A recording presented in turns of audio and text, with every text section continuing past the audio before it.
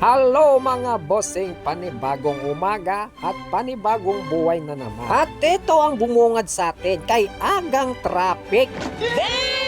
May nasiraan kasing truck doon sa tulay kaya yan nagkanda traffic na bes. Kaya naggatas na lang ako kasi dalawa ang gagawin ko for today's video. At ito yung isang gagawin ko mga bossing, pang sniper 155 na upuan at Aerox na upuan. At ang design ng mga ito, syempre walang kamatayang racing seat again. Paldo George! Nice.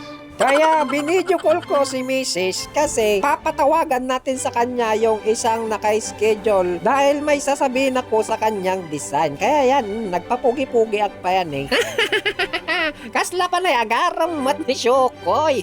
Pero nakakailang ring na itong cellphone. Hindi pa siya sumasagot. Ano ba yan? Ang tagal mo, ane. Tapos yan, parang narinig niya yung sinabi ko. Kaya sinagot niya kaagad. Tapos nasa kantin siya. Ragot ka nga talaga. What? Joke lang syempre. Joke lang. Kasi baka mamaya batukan pa tayo niyan. Diba? Peace tayo. A few moments later. So natawagan na ng ating misis ang ating customer na isa, yung may-ari ng Sniper 155. Kaya yan, alam ko na ang gagawin ko. Kaya banatan na natin to mga best. Huwag ko nang patagalin kasi may susunod pa dyan na Aerox. Pero nung inawakan ko yung foam, basa. Kaya yan pinispis ko at pumusit-sit na parang hindi ko na sasabihin. Basta yun na yun. Tapos, pagkatapos kong piniga, nilagyan ko na kagad ng rugby dyan, para may rugby na ulit dito sa plastic frame. Pagkatapos kong nilagyan ng rugby yung mismong foam niya, susunod natin itong plastic frame, syempre, para nang sa ganun ay pag napatuyo na natin, talagang dikit na dikit mga bursing. Bursing nga, agbit na bidal ka man ng chokoy. Sige, busing ka raw. Naalam, George. A few inches later. Yan, tuyo na yung rugby kaya ibabalibag ko ng ganyan, pak. Di ba? Naggimas ya. Kaslala, balbalibag iti masa ngay kasyay. Kaya, speaking sa masa na yan, minasa masa ko naggimas ya.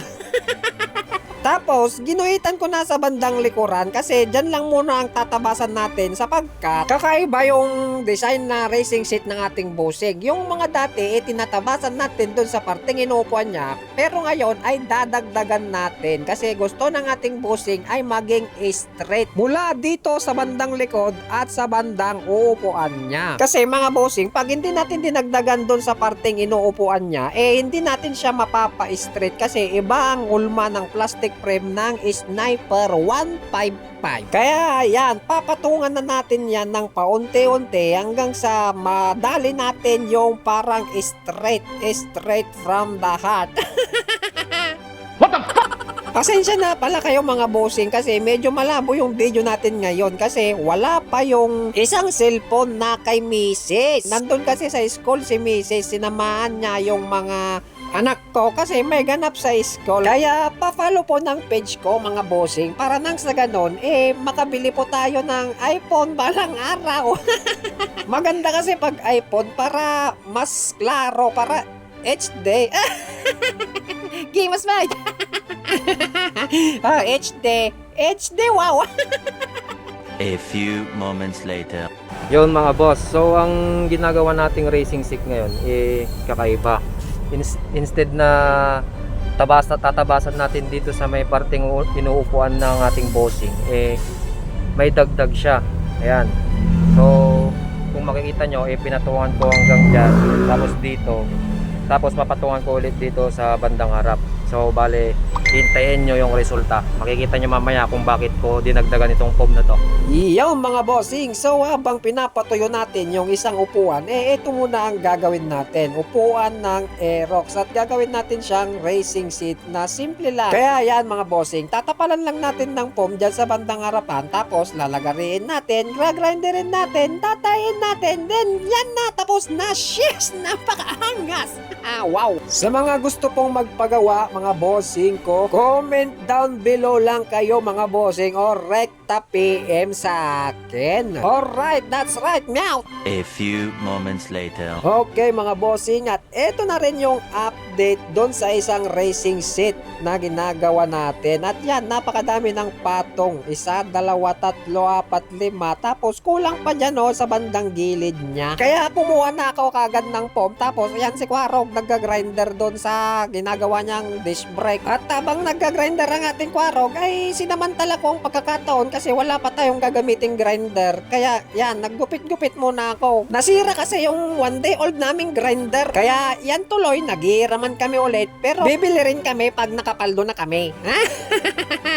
Speaking sa paldo na yan, eto na, nadikitan ko na doon sa parteng gilid niya na tira-tira kanina. Kaya yan, grinderin na natin sa parteng harapan. Tsaka ko guguhitan ng ganyan. Tapos grinder ko ulit para nang sa ganon ay kuminis. Kaya lumipat na ako dito sa parteng gitna kasi dito na lang yung hindi makinis. Kaya yan pinapakinis ko ng finishes. Pero habang grinder ko, may napansin pa ako.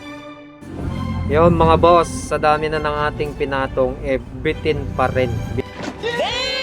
Bitin pa ng konti. Kaya yan, tatagpian natin ulit. Didikitan ulit natin ng foam dito sa parting to. Kasi bitin yung parang curve niya. Ayan masyadong malalim. Yung ginagaya natin, medyo mababaw lang mga boss. Kaya, patuloy natin ulit. At iyan na nga, eto na talaga yung final. Wala na akong ididikit dyan. Kung may ididikit pa man ako dyan, ay nakaw, ewan ko na lang. Grinder Space War, ngayon din na.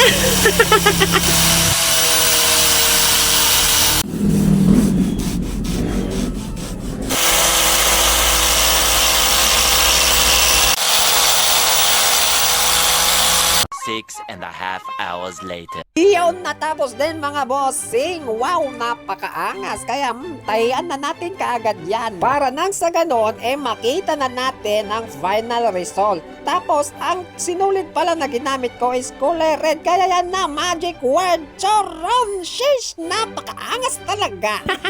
Wow, ang galing, baby. Kung nagustuhan nyo itong video, pa-follow po ng page namin mga bossing. So, that's all for today's video. Bye-bye!